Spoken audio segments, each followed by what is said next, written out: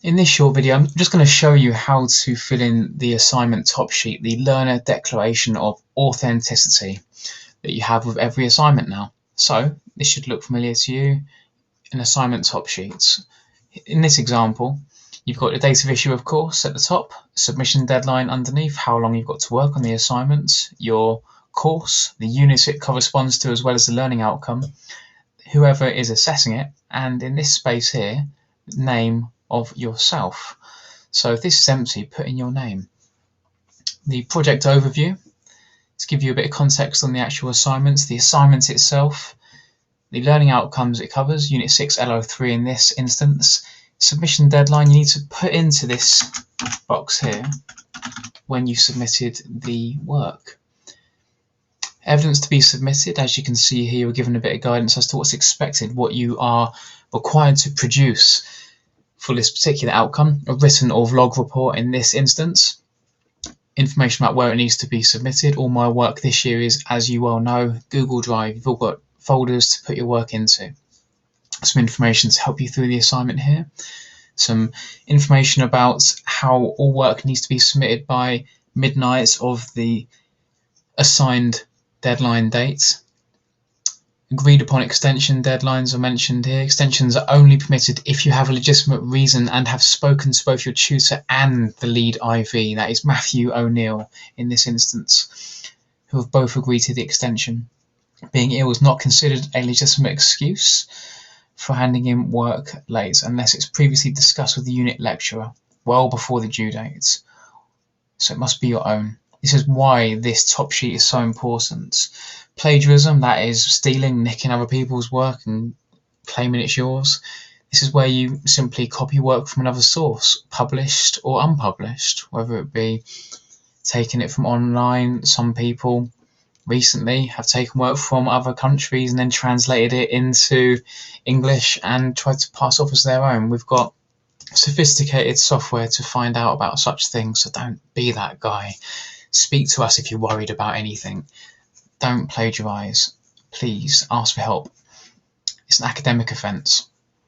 Complete and sign a declaration form at the back of this assignment brief. Signature can be done digitally, so that is typing it in digitally. Or you can simply, with a graphic tablet, do a signature and save it as a JPEG and then drag and drop it into each one. That's what I'm going to start doing. So, date of submission, 23rd of October is when Will submitted the work. There was no extension submission date here, so I can put in N/A. Reason for extension, again, not applicable. Lead internal verifier, resubmission authorization, not applicable in Will's instance. Resubmission, N/A. Didn't need to resubmit. If you need to resubmit for whatever reason and it's agreed with the tutor and the internal verifier, then this would be filled in with the corresponding dates. Your feedback is in the general feedback comments here. Often quite minimal with the new BTEC rules, but you need to speak to your lecturer if you have any questions in regards to the feedback. A bit more detail you can get from the actual lecturer in person. The grade achieved is here. Resubmission grade is in this box here if relevant. The criteria is filled in here by your tutor. I sign it here and date it. The actual student needs to sign it as well in the box just here, and a date as well as to when you've received the information. So in this box here, the learner assessment submission and declaration, you are asked to fill in this box here to basically declare that the work is yours. So you state here your name, when you submitted the work, and what the work was. So particularly in my units, you'll find you'll be doing different assessment methods, whether it be vlogs, podcasts, practical work to evidence your understanding. So you get to say in this box here what evidence you produce to demonstrate your understanding of the learning outcome, whether it be a vlog or, in this instance, a written report. Any additional comments to the assessor can be written here before the submission. So if you have any concerns or worries or anything you want to make clear to the lecturer, then you would put it into this box here.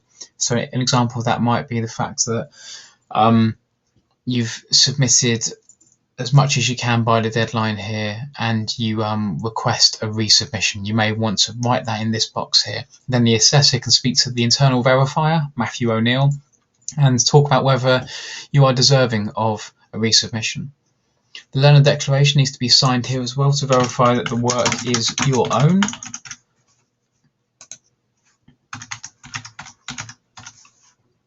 Without signing this, you won't get your feedback, so it's essential you declare the work as your own. If you have any concerns, worries, or anything you're not certain of after seeing this video, please speak to me in lectures, but it is essential you fill in the top sheet of your assignments brief every single time you submit any work to us this academic year. As I say, speak to me if you are not sure about anything at all.